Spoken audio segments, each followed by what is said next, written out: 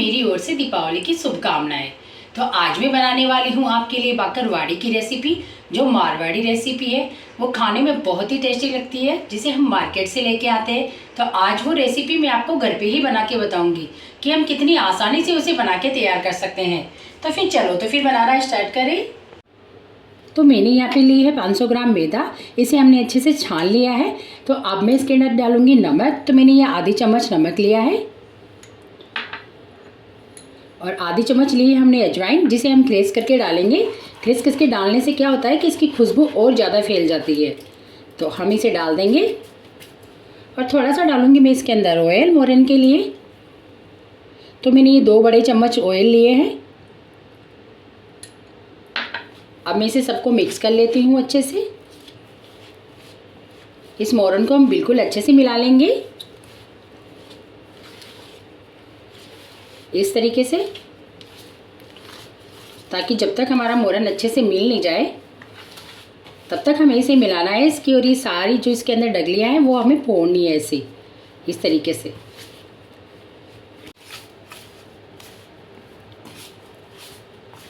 तो हमने मोरन बिल्कुल अच्छे से ले लिया है। हमारे मोरन की इस तरीके से मुट्ठियाँ बननी चाहिए, वही बिल्कुल परफेक्ट बन के तैयार होता है। तो हमने बिल्कुल अच्छे से मोरन डाला है इसके अंदर। तो अब मैं थोड़ा थोड़ा पानी लगा के इस आटे को लगा लेती हूँ।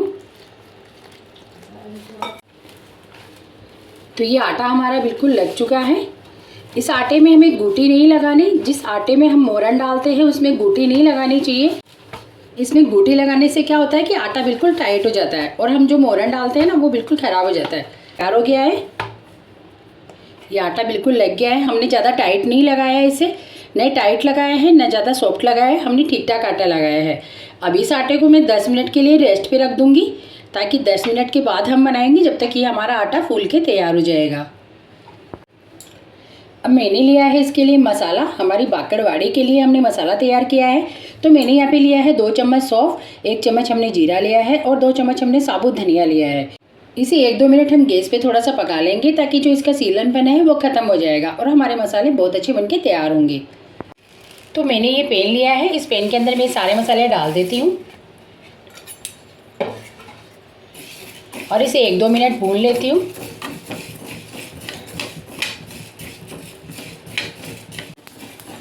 तो इसे 2 मिनट हो गया है हमें इसे सेकते हुए। ये बिल्कुल इसका सीलापन है जो ख़त्म हो गया है और हमारे मसाले बिल्कुल चटचट करने लग गए हैं। ये ली है 2 बड़े चम्मच लाल मिर्च पाउडर, 2 चम्मच ही हमने शक्कर ली है, आधा चम्मच हमने नमक लिया है, आधे चम्मच मैंने काली मिर्ची पाउडर लिया है और आधे चम्मच मैंने हल्दी लिया है और आधा चम्मच से कम हमने काला नमक लिया है। काला नमक डालने से हमारी जो बाकरवाड़ी का जो टेस्ट आएगा ना वो बहुत अच्छा आएगा, बिल्कुल मार्केट के जैसे आने वाला है। तो अब इन मसालों को भी हम थोड़ा सा फ्राई कर लेते हैं।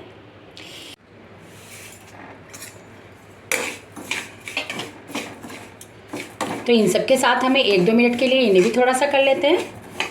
1 सेकंड के लिए ही करेंगे हम, ताकि इनका जो मसाला है बिल्कुल सीख के तैयार हो जाए और सारे मसाले हमारे मिक्स हो जाए।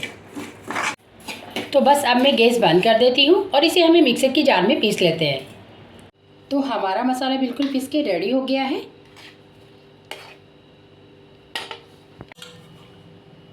अब हमारे आटे को 10 मिनट हो चुकी है। तो अब मैं इस आटे का इस तरह से डो तोड़ूंगी, जिस तरह से हम रोटी बनाते हैं उस तरीके से इसका लोया लेंगे हम और इसका इस तरीके से लोया बनाएंगे हम और इसे बेल के तैयार करेंगे।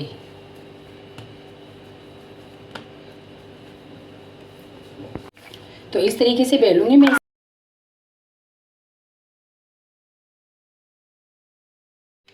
तो इस तरीके से हमें बेल लिया है, हमने पूरा चौकोर में ही बेला है इसे। बिल्कुल बहुत आसानी से मिल जाएगा ये। इस तरीके का बेलना है इसे और ये बहुत ही आसानी से उठ जाएगा, कोई दिक्कत नहीं आएगी इसे उठाने में और बेलने में भी बहुत आसानी से मिल जाएगा, क्योंकि हमने ज़्यादा टाइट नहीं लगाया है आटा। अब ली है मैंने ये इमली, और इमली की चटनी बनाना बहुत आसान है। इसके अंदर गर्म पानी करेंगे, फिर इमली डालेंगे और थोड़ा सा गुड़ डालेंगे और उसे अच्छे से पकाएंगे। फिर उसे छान के चलनी से उसमें हम मसाले ऐड करेंगे, नमक डालेंगे, मिर्ची डालेंगे, लाल मिर्च पाउडर डालेंगे, काला नमक डालेंगे, चीनी डालेंगे और उसे गैस पे अच्छे से पकाएंगे। फिर इस तरीके की हो जाएगी तो गैस बंद कर लेंगे हम। तो मैं ये इमली लगा रही हूँ, क्योंकि इसी से बाकरवाड़ी का जो टेस्ट आता है ना, वो दिखती है ना रेड रेड, वो इसी से दिखती है। तो मैं इसे अच्छे से लगा दूंगी इस तरह से। और इस इमली की चटनी को गाढ़ी करने के लिए, अगर ज़्यादा गाढ़ी करनी हो तो इसमें कॉर्नफ्लावर डाल दीजिए। 1 चम्मच कॉर्नफ्लावर डाल दोगे तो ये गाढ़ी हो जाएगी, बिल्कुल मार्केट की तरह बनके हमारी इमली की चटनी तैयार हो जाएगी। तो मैंने इस तरीके से मिला लिया है। अब जो हमने मसाला पीसा है वो मैं मसाला डालूंगी इसके ऊपर इस तरीके से। वो मसाला हम इस तरीके से बुरकाएंगे इसके ऊपर। हम इसे थोड़ा सा बेलन से इस तरीके से फ्रेश कर लूँगी, ताकि हमारा मसाला अच्छे से चढ़ जाए इसके।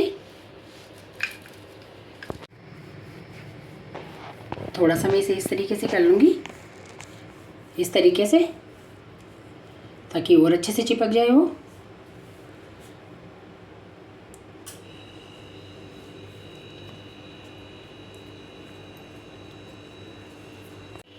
अब मैं इसे इस तरीके से काट लूँगी।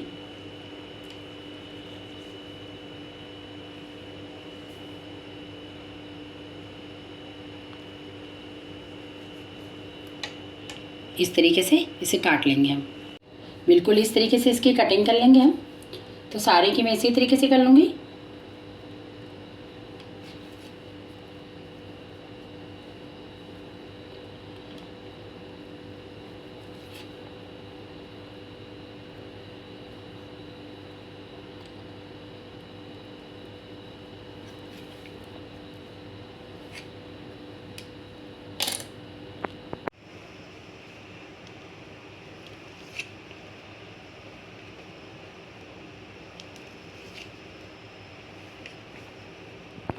तो ये हमारी बाकरवाड़ी बन गई है।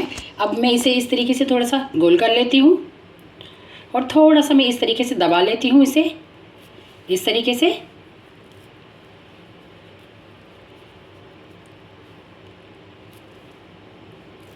अब हम इसे 5 मिनट के लिए सूखने देते हैं, जब तक हम हमारा दूसरा तैयार कर लेते हैं इसी तरीके से बना के। तो मैं इसी तरीके से दोबारा बेल लूँगी। बिल्कुल हमने उसी तरीके से लोया लिया है और इस तरह मैं चौकोर शेप में बेलूँगी इसको। इसे बेलने में बहुत ही आसान है, ज़्यादा टाइम ना, हमें कोई ज़्यादा मेहनत भी नहीं लगेगी और ये बहुत ही आसानी से बिल के तैयार हो जाएगा ये।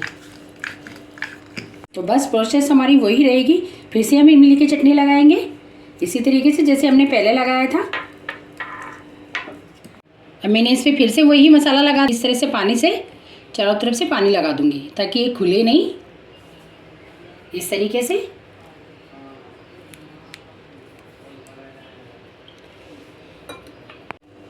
अब उसी तरीके से हमने इसे फिर से फोल्ड कर लिया और इस तरीके से थोड़ा सा फ्रेश कर लेते हैं ताकि बीच के अंदर से थोड़ा और लंबा हो जाए अच्छे से, और बीच के अंदर अगर थोड़ा सा लूज हो तो वो अच्छे से टाइट होकर तैयार हो जाए।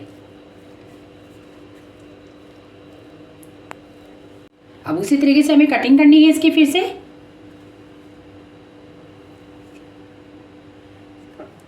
इस तरीके से उसी तरीके से कटिंग कर लेंगे हम। अब हम इसे हाथ से थोड़ा सा गोल कर लेंगे इस तरीके से और इसे यूँ दबा लेंगे इस तरीके से, और इसे दबा के तैयार कर लेंगे। जैसे हमने पहले तैयार किया है उसी तरीके से फिर से कर लेंगे और हमारे सारे आटे के हम इसी तरीके से बना के रेडी कर लेंगे। तो ये बनाना बहुत आसान है।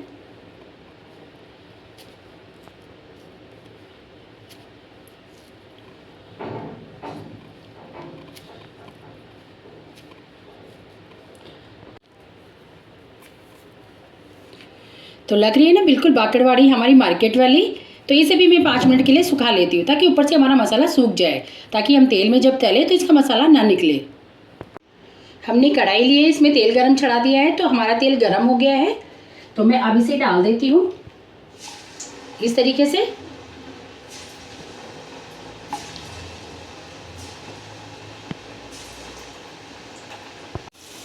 अब इस तरीके से मैं पलट दूंगी इन्हें।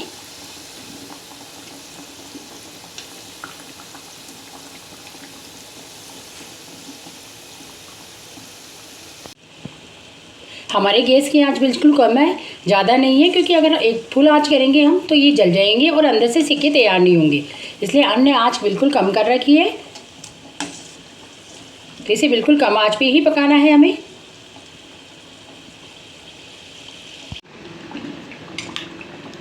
तो ये बनके बिल्कुल तैयार हो गए हैं, ना ये टूटे हैं और ना ये फटे हैं, बिल्कुल बिना टूटे बिना फटे बाकरवाड़ी बनके तैयार हो गई।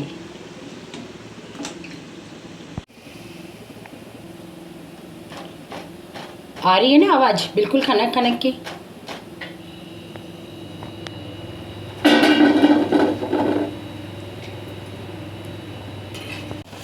तो हमने दोबारा भी इसी तरीके से डाल दिए थे और इन्हें पलट लेंगे हम इस तरीके से। इन्हें बिल्कुल कम आंच में पकाना है, अगर तेज़ आंच में पकाएंगे हम तो ये जल जाएंगे और ऊपर से ये बबूंदे उड़ जाएंगे और अंदर से सिकेंगे नहीं वो, और अंदर से कच्चे रह जाएंगे।